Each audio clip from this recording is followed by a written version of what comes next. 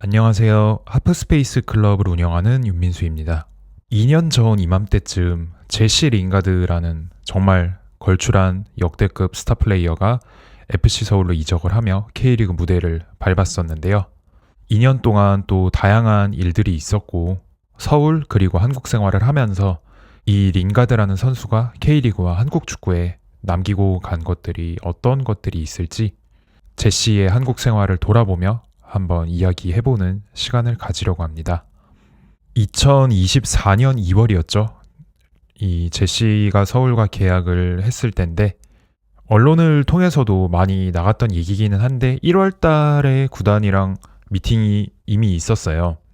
1월에 이제 구단에서 맨체스터로 가서 제시를 직접 만나고 몸 상태 체크도 하고 미팅을 가지면서 어느 정도 교감을 나눴었고 선수도 나중에 인터뷰에서 얘기를 여러 번 했었듯이 에이전트를 통해서 FA 상태였던 본인에게 여러 제안들과 문의가 많이 쏟아져 들어왔었지만 정말 맨체스터까지 직접 와서 자신을 직접 만나고 정성스럽게 계약을 제의했던 것은 FC 서울 한 팀이었기 때문에 본인이 마음을 움직여 서울로 향하는 계기가 되었다라고 인터뷰를 통해서 이야기했던 적이 여러 번 있었는데요. 제가 예전 쇼폼 영상에서 한번 드렸던 말씀이기도 한데 그래서 당시 서울 구단에서 2명의 맨체스터 특사를 영국으로 파견해 제시 링가드와 미팅을 가지게 됩니다. 선수도 이 당시 미팅에서 마음이 끌리는 계기가 되었지만 구단도 선수와 직접 만나고 이야기를 하면서 당시 제시가 얼마나 축구에 대한 열정이 있고 본인이 다시 한번 필드를 밟아 정말 멋진 모습을 보여주고 싶다라는 이런 진심이 담긴 이야기를 당시 미팅에서 들으면서 선수의 어떤 열정과 축구에 대한 강력한 의지를 엿볼 수가 있었는데요. 이 미팅이 성공적으로 끝나고 파견됐던 2명의 특사와 제시 링가드가 사이좋게 사진을 찍은 인증샷을 제가 부서 단톡방에서 보면서 기미를 아는 몇 명 안 되는 사람 중에 한 명이 됐었는데요. 이때가 제시 공식 영입 발표 기준으로 약 3주일쯤 전이었던 것 같고요.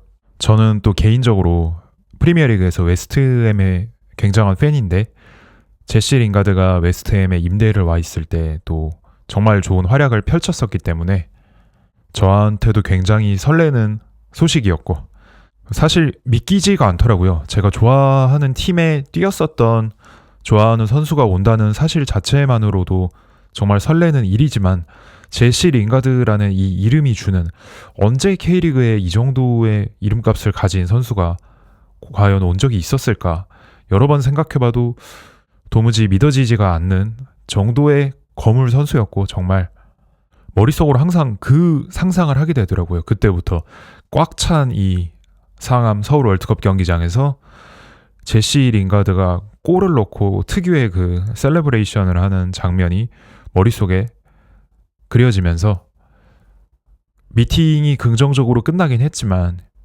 계약을 한 것은 아니었기 때문에 이적 시장 막판까지 이 선수가 우리 팀에 오고 싶다는 마음이 점점 더 커지고 꼭 계약에 성공하면 좋겠다라는 마음뿐이었고요.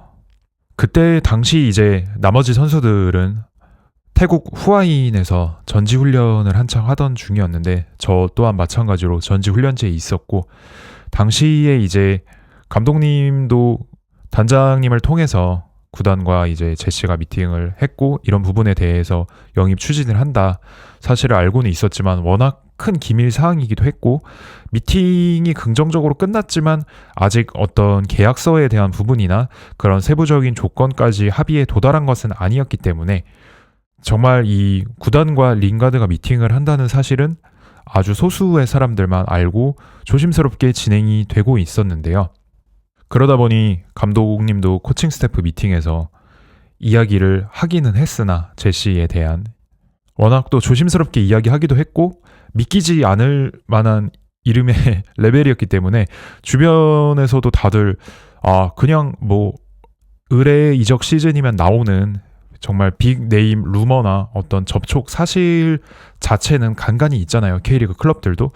지금 뭐 선수가 FA라고 하니까 한번 여기저기 찔러보는 과정에서 우리랑도 뭐 미팅 한번 할 수도 있고 대화 나눌 수 있지 않을까 이 정도의 느낌이었던 것 같아요. 당시에 이제 감독님과 미팅을 하던 전력 분석관도 저한테 링가드 이름도 이 협상 리스트에 있다는데 정말이냐, 어느 정도 실제로 일어날 만한 가능성이 있는 거냐라고 했을 때 그 분석관 형도 저희가 제시와 미팅까지 했다는 사실은 전혀 모르고 있었어요. 또 저도 워낙 중요한 기밀 사항이다 보니까 말을 아껴야 되기 때문에 뭐 리스트에 있다는 것 같기는 한데 중동 가지 않겠냐, 걔 그러다가 뭐 이게 진지하게 과연 이어지겠나, 뭐 연봉부터 해서 여러 가지 쉬운 상황이 아닐 텐데 그치, 링가드가 온다는 게 말이 되나, 믿기지가 않아, 어쩐지 그럴 것 같았다 이러고 이야기가 끝나기도 했었고, 그만큼 정말 이 링가드라는 이름이 주는 무게감이 비현실적이었던 것 같아요. 말 그대로. 그런 상황에서 미팅 후에 계속해서 구단과 선수 측이 전화와 이메일로 소통을 하면서 긍정적인 교감을 계속해서 나눴고, 여러 가지 세부 조건들이 큰 틀에서 합의가 되면서 결국에 이제 제시가 한국에 입국하는 날짜까지 잡고 계약서를 쓰기로 한 어떤 약속까지 잡히게 됩니다. 이렇게 협상이 일사천리로 진행되면서 구단 내부에서도 정말 여전히 믿기 어려운 반응이었던 것 같아요. 우리가 제시 링가드라는 선수와 컨택을 하고 현지에서 미팅도 하고 이제 여러 가지 협상들이 조율도 되면서 한국에 와서 사인만 하면 되는 단계가 됐다는 것 자체가 정말 믿기지 않는 거죠. 그렇지만 그 믿기지 않는 일은 점점 현실로 다가오고 있었고, 이때쯤 출국하기 한 전날쯤이었죠. 스카이 스포츠에서 속보로 브레이킹 뉴스 딱 뜨면서 처음 이 사실이 언론에 밝혀지게 됩니다. 영국에서 시작해서 제시 링가드가 FA 상태였는데 드디어 팀을 구했고, 놀랍게도 행선지는 한국의 FC 서울이다 라는 소식이 나오자마자 이제 전 세계 언론과 여러 축구 미디어에서 소식이 미친 듯이 쏟아져 나오기 시작을 했고요. 이날 이제 한국 언론들에서도 많이 소식이 나오면서 처음 축구 팬들한테 제시가 서울로 온다는 사실이 알려지게 되고, 당시의 반응은 정말 지금 생각해도 재밌었던 것 같아요. 되게 조금 과장해서 표현을 하자면 대한민국 전체가 그날은 링가드 얘기뿐이었고 정말 온갖 뉴스에서 다 나왔고, 저뿐만 아니라 뭐 구단 내부의 직원이나 관계자들도 주변 축구 좋아하는 지인들에게 엄청난 연락을 받았습니다. 저도 하루 종일 이 핸드폰 카톡과 전화가 멈추지 않고 주변 친구들에게 정말 사실이냐, 제시 링가드가 한국에 오냐, 혹은 사인 한 번만 받아주면 안 되냐, 나중에 오면은. 또 영국에 있던 제 친구한테도 연락이 와서 정말 제시는 나의 아이돌이다, 대표팀에서 제시를 제일 좋아했었다, 꼭 그 얘기를 해달라, 나중에 자기 한국 놀러 가면은 코리안 BBQ를 같이 할 수 있냐, 이런 연락도 받았고, 뭐 엄청난 이슈였죠. 정말 그날 이제 FC 서울 선수들은 후아인에서 전지훈련이 끝나고 잠시 한국에 돌아와 일본 가고시마로 캠프를 떠나기 전에 훈련을 하고 있었는데요. 그날 아침에 출근을 했더니 선수들도 이제 난리가 난 거예요. 뉴스를 보고 링가드가 우리 팀에 온다는데 이게 말이 되나?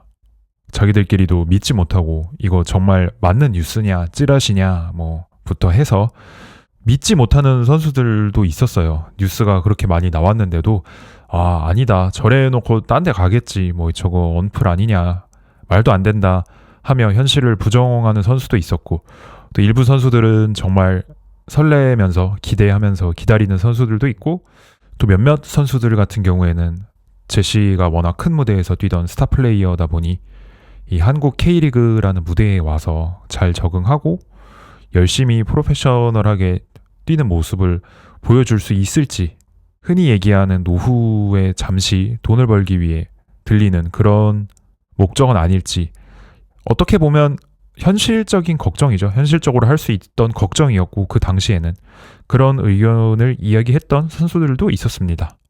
그렇게 이 링가드의 출국 일정까지 정해진 상황에서 저는 나머지 선수들과 일본 가고시마로 이 2차 전지훈련을 떠났고요. 저는 가서 이제 오매불망 제시가 오는 날만 기다리고 있었는데, 이제 한국에 남아있던 직원들 같은 경우는 제시의 입국을 챙기고 최종적인 세부 조건들을 다 마무리하고 계약서에 사인을 받아야 하는 일이 남아 있었는데요. 일반적으로 K리그에서 선수 계약을 할 때 계약서에 특별한 세부 조건이 들어가는 경우는 잘 없는데요. 확실히 스타 플레이어는 조금 달랐던 것 같습니다. 나중에 이야기를 들어보니 제시와 최종적인 어떤 협상을 할 때 구단에서도 그동안에는 전혀 생각하고 고려하지 못했었던 부분들을 선수 측과 최종적인 협상을 하며 새로 배우게 됐었다고 하고요. 또 기본 계약서만큼이나 많은 내용의 개인 조건 여러 가지에 대한 부속 계약들을 전부 다 영어로 진행해야 되는 거잖아요. 협상부터 해서 프리미어리그 레벨의 선수와 협상을 하고 각종 문서를 통해 계약을 하면서 어떻게 보면 이 FC 서울이라는 구단의 행정도 당시 그런 일을 계기로 삼아서 다른 K리그 구단이 못했던 일을 경험할 수 있었던 것 같아요.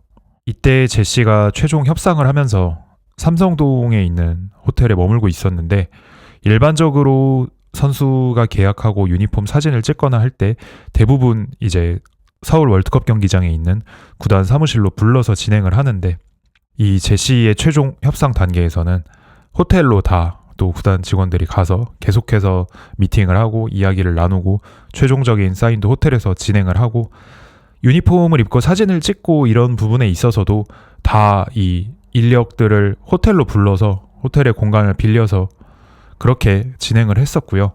입국 후에도 호텔에서 계속 이어진 이 최종적인 세부 조건들에 대한 조율이 끝나고 결국 제시 링가드는 FC 서울 선수가 되죠.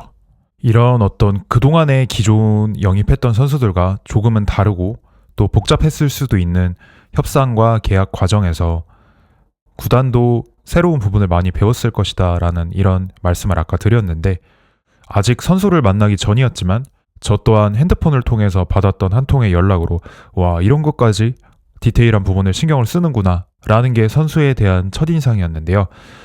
에이전트 쪽에서 구단에서 선수가 처음 오면 지급하는 의류가 정확히 어떤 종류가 있고 몇 벌씩 주느냐라는 거를 리스트로 만들어서 보내달라고 부탁이 온 거예요.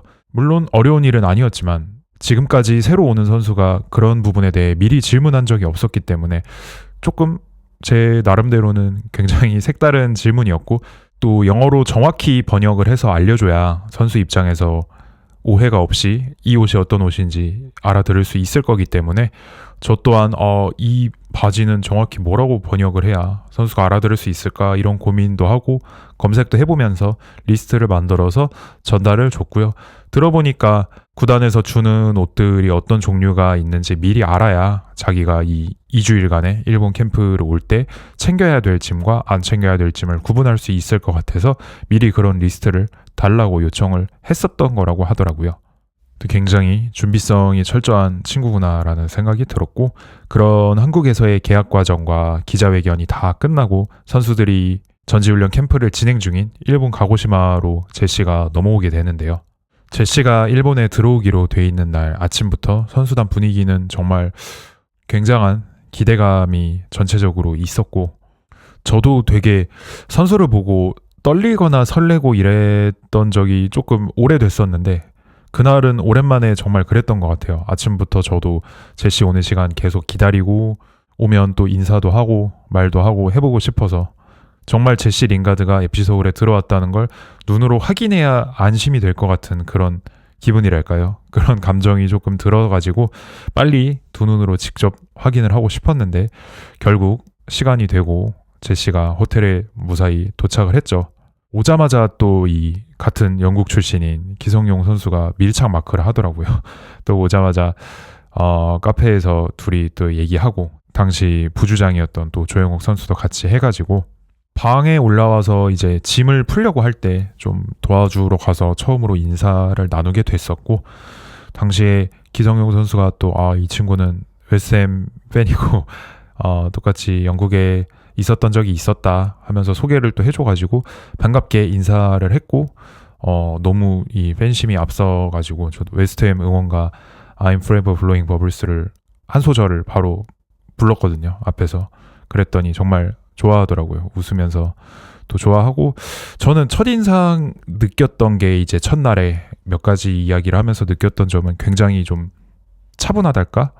엄청 차분해서 조금은 놀랐어요. 첫날에.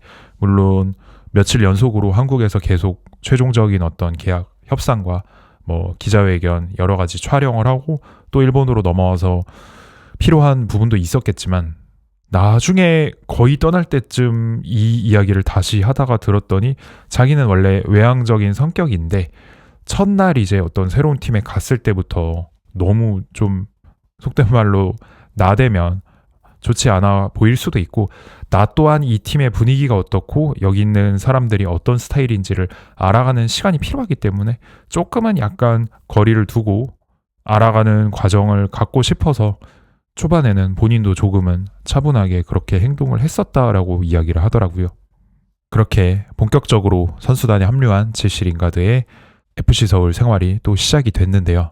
말씀드렸다시피 굉장히 차분한 태도를 기본적으로 가지고 있는데 모든 구성원들과 항상 밝게 인사도 하고 아무래도 이 링가드란 선수에 대해 궁금한 부분들이 많잖아요. 다들 선수나 스태프나 먼저 이렇게 말을 걸거나 뭘 물어보고 하면은 굉장히 친절하게 다 같이 이야기를 나누고 하는 그런 모습들 때문에 처음에 되게 긍정적인 이미지로 금방 팀에 녹아든 것 같아요. 모든 사람들의 호감을 사면서 성공적으로 팀에 안착을 했던 것 같고요.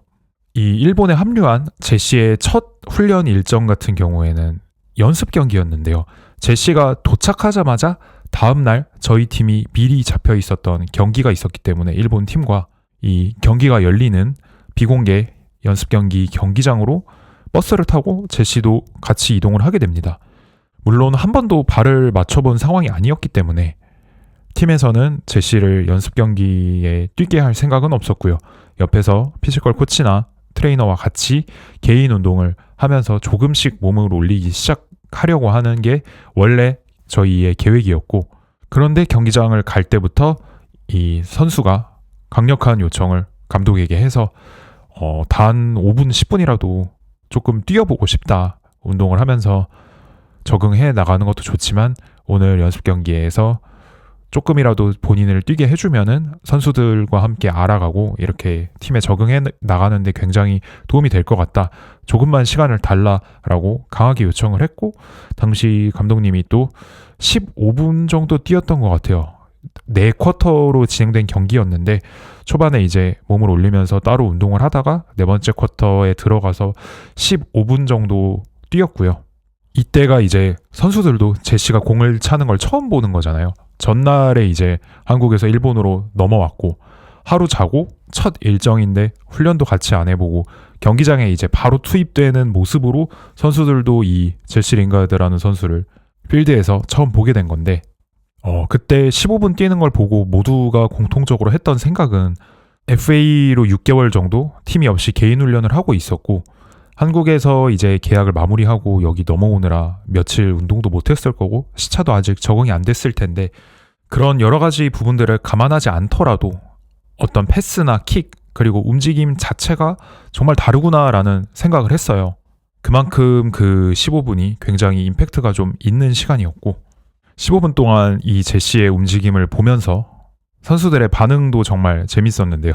다들 정말 제시의 몸짓 하나하나에 열광하고 벤치에 이렇게 앉아서 선수들이랑 경기를 보고 있는데 다들 제시가 뭔가 하는 걸 보고 싶잖아요. 어떻게 하는지 너무 궁금하고. 근데 다른 선수가 공을 잡고 있다가 제시한테 공을 줄 수 있는 각도가 나왔는데 만약에 다른 데로 패스를 하면 다들 막 뭐라 하는 거예요. 아 뭐하냐 쟤 뭐 누구누구 왜 제시한테 패스 안 주고 우리 봐야 되는데 링가드 줘라고 링가드 줘. 계속 그런 반응으로 재밌게 경기를 다 같이 봤고 제시가 되게 먼 거리에서 공간이 나오자 과감하게 중거리 슛을 한번 시도해봤던 그런 상황이 또 있었는데 조금 골대 위로 멀리 벗어났어요. 그러면 보통 다른 선수가 그런 슛을 경기에서 했을 때 벤치에 앉아있던 선수들의 반응은 그 선수를 비난하는 경우가 많지만 제시가 슛을 딱 때렸는데 이제 골대 위로 벗어나니까 다들 1초 정도 하다가 이게 영국에서 좋은 잔디에서 뛰다가 일본 잔디가 좋긴 하지만 한국보다 잔디 적응 안 됐네. 잔디가 잘못했네. 프리미어리그에서 때렸으면 유슈팅이다 저거. 이러면서 애써 또 얼버무리고 이 패스 하나 잘 들어가고 할 때마다 확실히 다르다. 움직임이 다르다. 물론 정말 달랐습니다. 그만큼 굉장히 긍정적인 15분이었고 되게 재밌는 시간이었던 것 같아요. 상대 팀들의 반응도 그렇고 제시 링가드가 K리그 클럽에 왔다는 것 자체가 정말 엄청난 빅 뉴스였는데 일본에도 물론 그 소식이 이미 다 알려져 있었고 그래서 당시 전지훈련에서 저희가 연습 경기를 하는 이 J리그 팀들마다 다들 선수들이 항상 웅성웅성대고 제시 경기 전후에 뭐 뛰고 있을 때 다 맨날 이렇게 옆에서 힐끔힐끔 되게 쳐다보고 같은 축구 선수들인데 그런 반응들을 보는 것 또한 굉장히 재미가 있었던 것 같습니다.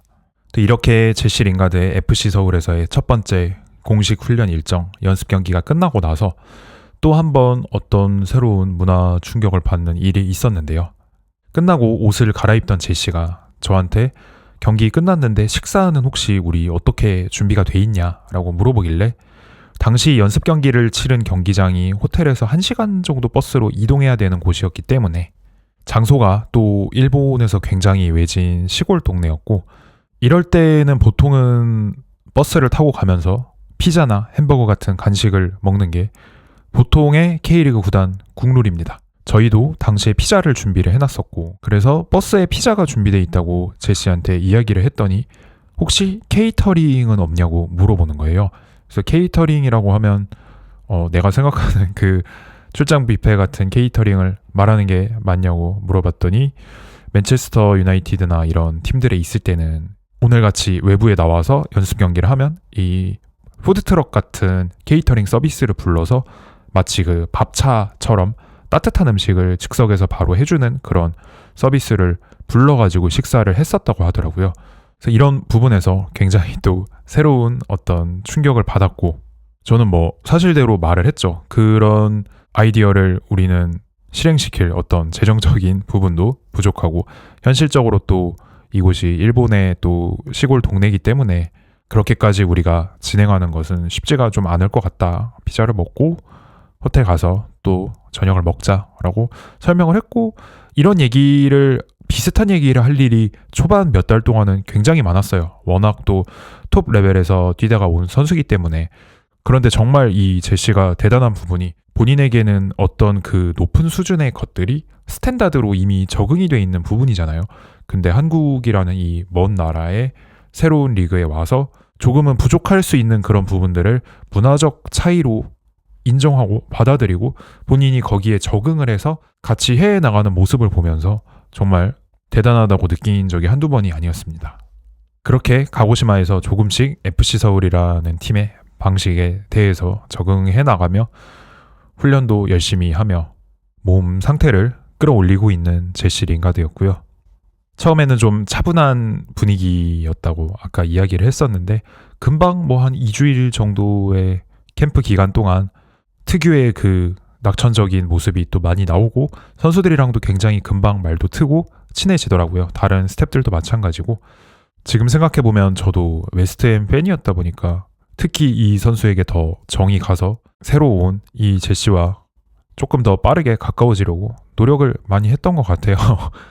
팬심이 있다 보니까 아무래도 뭐 훈련 쉬는 날 한 번은 일류첸코랑 할루세비치랑 제시랑 가고시마 호텔 인근의 식당에서 양식을 먹고 있었는데 제가 다른 직원이랑 그 근처를 지나가다가 들어가서 한번 결제를 해줬었거든요. 법인카드로. 그러면서 원래 우리 구단에서는 이렇게 새로운 선수가 오면은 맛있는 거 한번 사준다 클럽에서. 그래서 결제를 해줬는데 뭐 그렇게 사실 비싼 음식은 아니었어요. 파스타랑 뭐 치킨 윙 이런 거 좀 있는 그런 메뉴 파는 식당이었는데 결제를 했더니 일류첸코랑 활루세비치가 거짓말하지 마라. 우리 왔을 때 법인카드로 밥 사준 적 없지 않냐.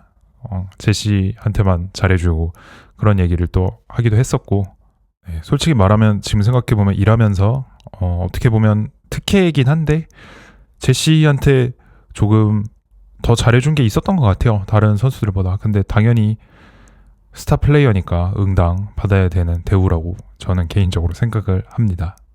또 일본에서 전지훈련 일정이 다 끝나고 이제 한국으로 돌아갈 시간이었는데 워낙 여러 가지 언론 인터뷰에서 한번 이슈가 됐던 내용이라 많이 알려져 있는 내용이기는 하거든요.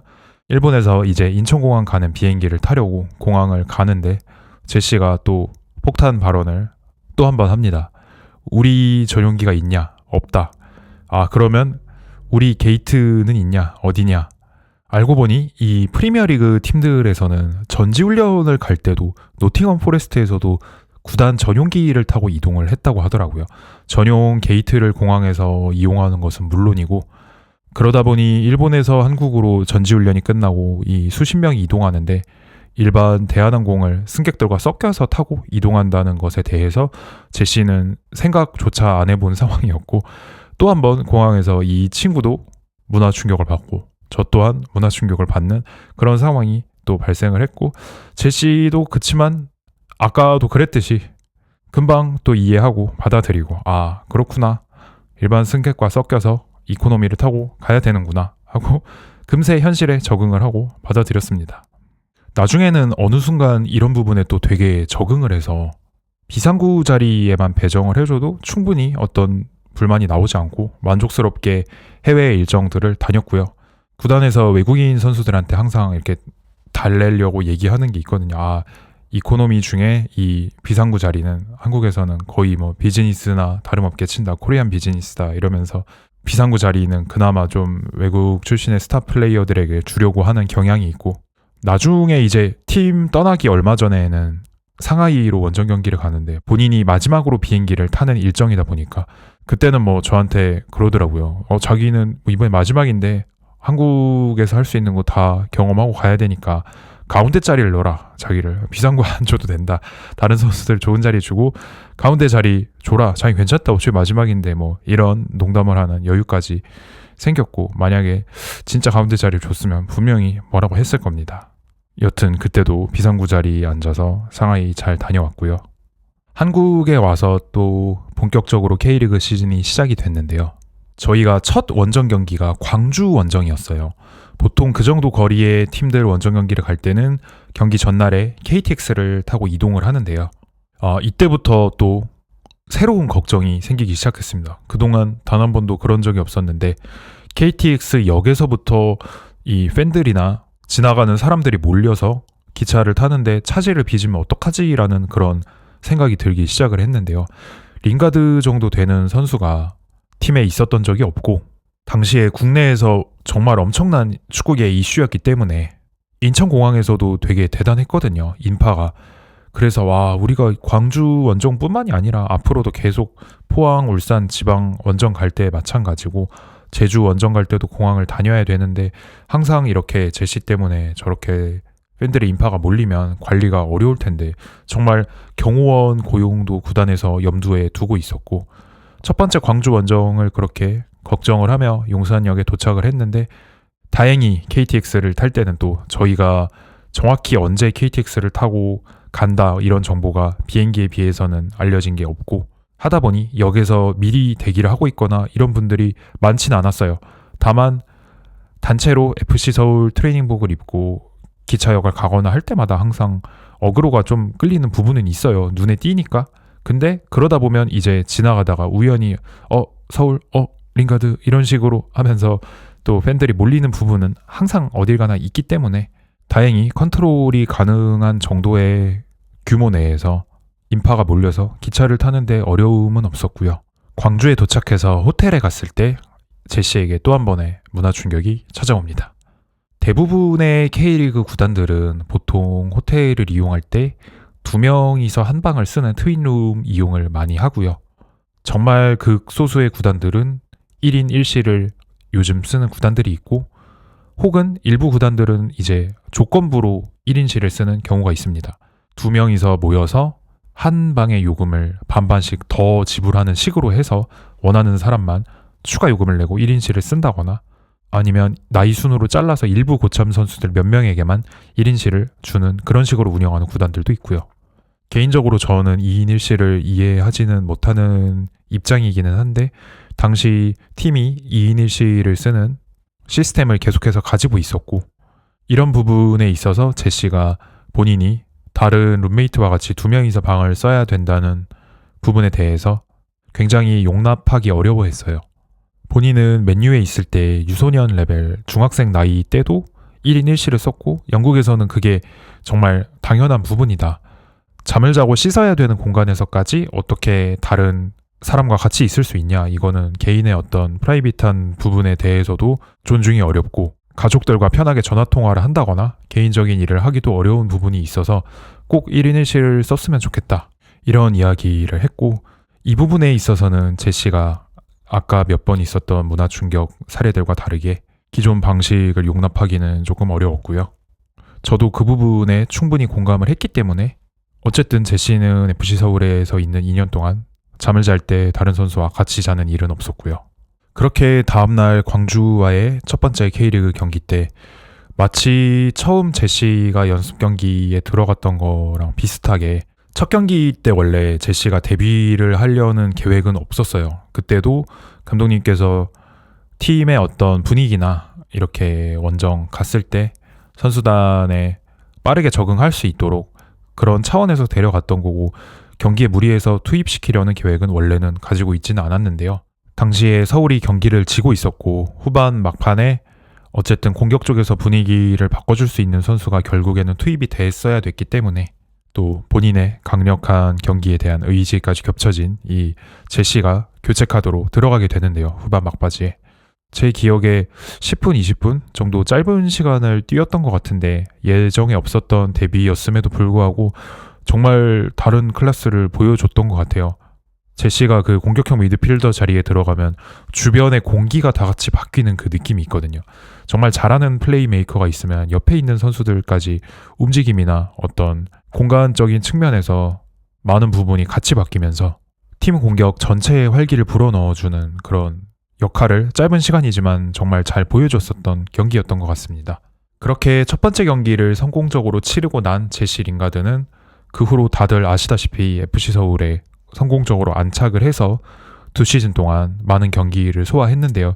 처음에 부상이 있어서 작은 수술도 하고 그런 부침도 조금 있기는 했는데 대체로 대부분의 경기를 뛰면서 지금은 많이들 잊으셨을 만한 이야기인데, 처음 이 린가드라는 선수가 FC 서울 한국 무대에 온다고 했을 때 돌았던 많은 소문들이 있잖아요.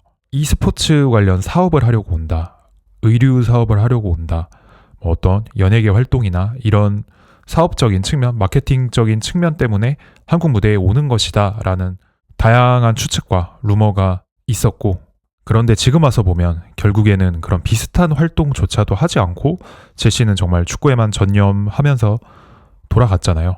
물론 당시에 처음 왔을 때도 제시가 기자회견이나 이런 데서 그런 부분들에 대한 이야기를 하면서 나는 사업이나 돈을 벌려고 온 것이 아니라 축구가 좋고 축구에 집중할 수 있는 새로운 팀을 찾기 위해서 한국 무대를 밟은 것이다 라는 이야기를 했었는데, 어떻게 보면 사람들이 믿고 싶은 것만 믿었던 것 같아요. 그렇게 제시가 처음에 얘기했을 당시에도 저러다가 뭐 e스포츠나 뭐 사업 뭐 하겠지 뭐 이런 의견들도 당시에 저도 인터넷에서 많이 봤었는데, 실제로는 처음 한국에 오고 초반에 게임을 뛰던 시기에 제시 본인에게도 그렇고 구단을 통해서도 정말 많은 어떤 외부 활동 제의나 광고 같은 것도 들어온 것이 많았는데, 첫 번째 시즌에는 선수 본인이 축구와 새 팀 적응에 집중하고 싶다고 거절한 제의도 정말 많았습니다. 이런 부분을 보면서도 이 선수가 정말 진심으로 축구를 잘 하고 싶고 축구를 사랑해서 이렇게 멀리 한국까지 온 것이 맞구나라는 생각을 옆에서 또 하게 되었고요. 제시의 팀 생활 측면에 대한 이야기를 조금 더 해보자면요. 원래 성격이 긍정적인 부분도 있지만 팀 훈련할 때 항상 분위기 메이커 역할을 너무 잘했던 것 같습니다. 그리고 운동장에만 들어가면 눈빛이 달라지는 선수들이 있거든요. 제시 같은 경우도 그런 유형이었는데 훈련 때도 마찬가지예요. 정말 뭐 하나 허투루 진지하지 않게 임하는 적이 없고, 근데 그렇게 하면서 동시에 낙천적인 캐릭터는 계속 유지를 하는, 그래서 훈련 분위기도 좋게 만들어주고 경기장에서도 정말 다른 선수들한테까지 열정을 불어넣는 그런 유형의 선수라 옆에서 다른 어린 선수들이나 한국 선수들이 보고 배울 만한 점이 굉장히 많았을 것 같다라는 생각이 지금도 들고요. 초반에 작은 수술을 하고 부상으로 그라운드를 좀 떠나 있다가 다시 회복을 하면서 복귀할 때 과정에서 또 느꼈던 점은 감독 혹은 코치들과 이야기할 때 복귀 시점에 대해서 보통 저울질을 하잖아요. 재활하는 선수들은 언제 경기쯤부터 투입이 될 수 있을 것 같다. 뭐 처음에는 뭐 몇 분만 조금씩 뛰자 이런 이야기를 나눌 때도 보면 선수가 조금 더 자기 의견을 직설적으로 얘기하거나 어쨌든 높은 레벨의 리그에서 뛰다 온 스타 선수이기 때문에 자기 주장을 좀 강하게 얘기할 수도 있겠다라는 어떤 선입견 같은 부분이 저도 있었는데 굉장히 감독님이나 다른 코치들을 존중하고 특히 감독님과 대화를 할 때 하고 싶은 말을 다 하기는 하지만 어느 정도 그 말하는 태도나 자세가 조금은 굽히고 들어가는 그런 부분을 보면서 정말 한국 사회에 적응이 빠른 것 같다라는 생각도 했던 것 같아요. 뭐 한국 사회를 떠나서도 팀에 있는 모든 구성원을 감독뿐만이 아니라 정말 한 명 한 명을 다 굉장히 리스펙하고 존중하고 자기가 뭐 이 팀의 스타 플레이어다. 내가 말하는 대로 무조건 다 들어줘야 된다. 이런 태도가 전혀 없고요. 이 한국 팀에서 이루어지는 어떤 방식이나 스타일 같은 거를 전부 다 존중을 하고 사람 한 명 한 명한테 정말 인간적으로 잘 대했다는 생각이 듭니다. 프리미어리그 팀이랑 잉글랜드 국가대표팀에서 뛰면서 같이 뛰는 선수들의 레벨도 분명히 달랐겠지만 코칭 스태프 그리고 함께 일하는 직원, 다른 지원 스태프들의 업무 방식이나 레벨 또한 분명히 달랐을 거라고 저는 생각을 하는데요. 그럼에도 불구하고 제시는 저를 비롯한 다른 스태프들, 모든 구성원들에게 항상 이 리스펙을 보여주고 항상 저희 같은 사람들에게 항상 고마움을 표하고 또 너무 좋은 스태프들이고 너무 좋은 직원들이다 라는 말을 정말 자주 해줬어요. 그런 부분이 또 대단하다는 생각이 들었고요. 스타 플레이어인데 이런 이야기를 연장해서 또 해보자면 제시가 승부욕이 대단하거든요. 잘 알려진 사실이지만 경기 중에 교체돼서 나올 때 한 번은 정말 기분이 상해서 뭐 감독의 악수를 거부하고 들어가면서 벤치에 있던 물병을 발로 차는 게 중계 화면에 잡혔다던가 제가 아까 얘기했듯이 운동장에만 들어가면 눈빛이 변해버리는 그런 스타일의 캐릭터인데 그런 식으로 경기가 안 풀리거나 뭔가 자신의 플레이 타임에 대한 불만이 있어서 기분이 나빴을 때도 다음날 훈련하거나 혹은 경기 끝나자마자도 바로 언제 그랬냐는 듯이 잊고 다음 경기에 대한 준비를 아무렇지 않게 하는 또 그런 모습이 있어요. 그런 걸 보면서 또 어떻게 보면 공과 사의 구분이라고 할까요?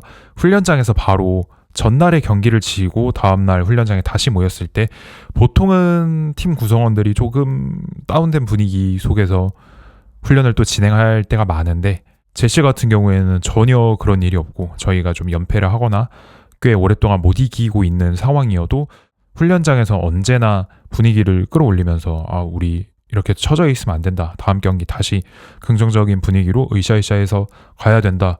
이렇게 항상 얘기를 또 해주는 캐릭터였고 아까 얘기했던 물병을 찼던 그런 일이 일어난 후에도 언론에서 그런 부분이 어쨌든 이슈가 되고 하다 보니 그 후에 감독을 비롯해서 전체 팀 구성원들한테도 자기가 안 좋은 모습을 보여서 미안하다 이런 사과도 했었고요.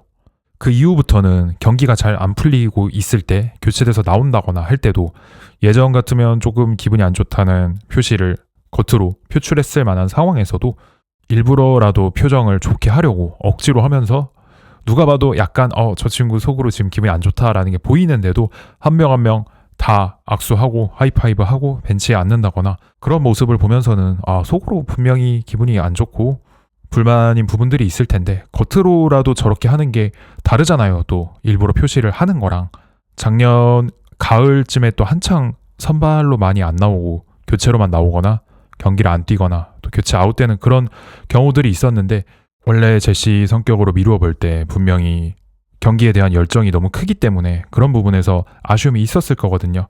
그렇지만 최대한 티를 안 내려고 노력하는 그런 모습을 보면서 저런 부분에서 팀 분위기를 해치지 않으려고 굉장히 또 노력을 하는구나. 주장완장을 달고 있기도 했고 옆에서 보면서 그런 부분들이 굉장히 프로로서 노력하는 좋은 모습이라고 생각이 들었습니다. 마지막에 계약이 끝나면서 제시가 떠날 즈음에 훈련이 끝나고 밥을 한번 같이 먹었는데요.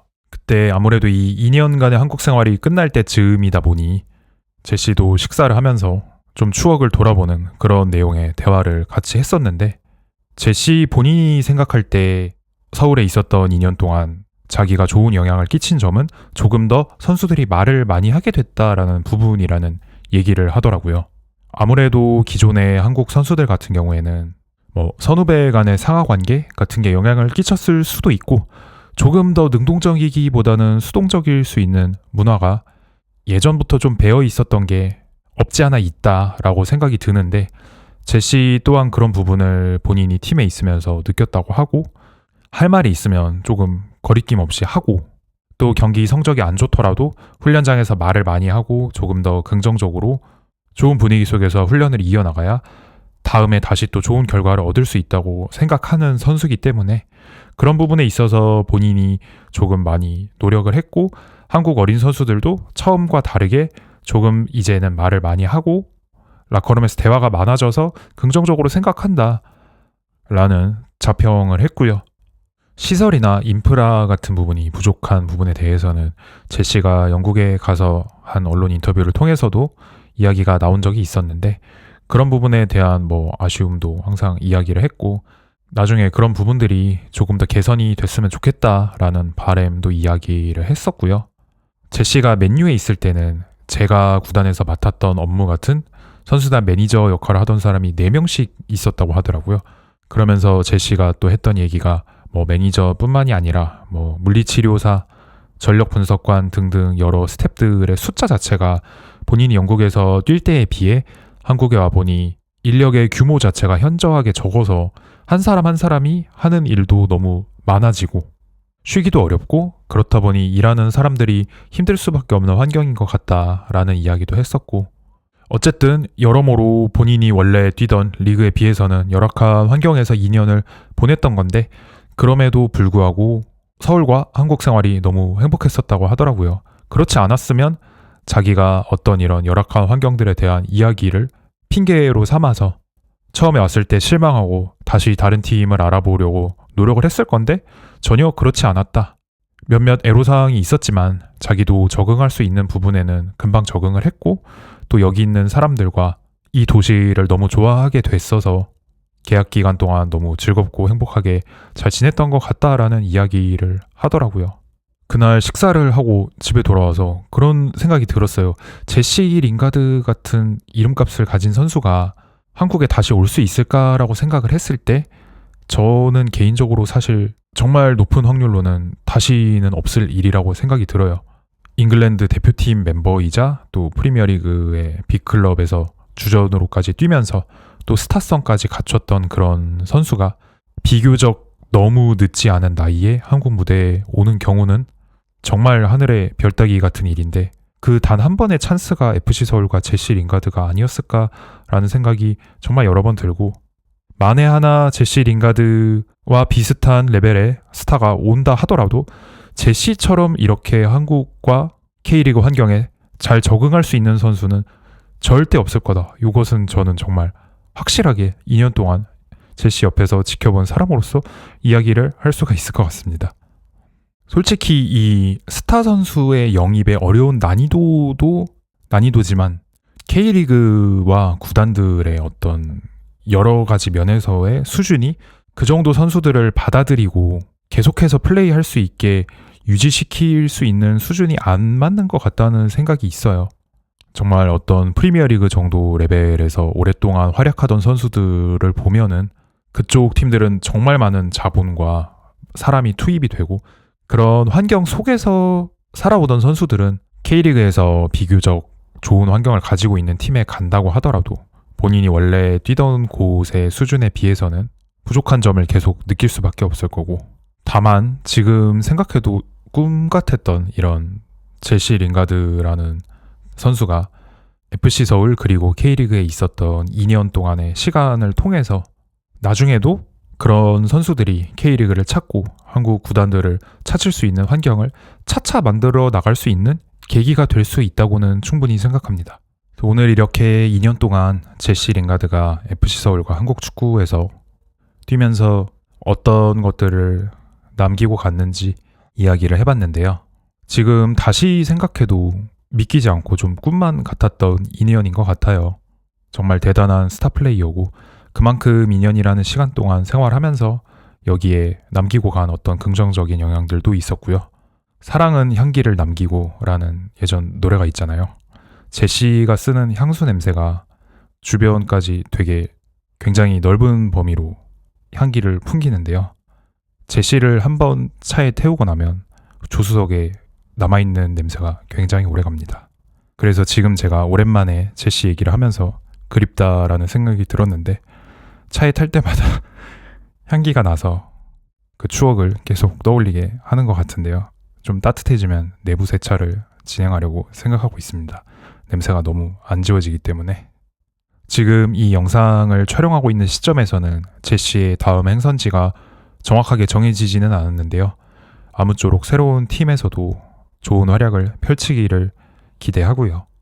영상 초반에도 말씀드렸듯이 제시 링가드라는 거물 선수를 품으면서 FC 서울도 분명히 2년 동안 많은 부분에서 행정적으로 발전하고 새로운 경험을 했다는 생각이 들어요. 그래서 이런 경험을 바탕으로 나중에도 계속해서 좋은 선수들을 또 데려오고 발전해 나갈 수 있는 구단이 됐으면 좋겠다라는 이야기를 하면서 오늘 에피소드는 여기서 마무리를 해보려고 합니다. 그럼 다음에도 또 축구계 하프스페이스에서 일어나는 재밌는 이야기들로 찾아뵙겠습니다.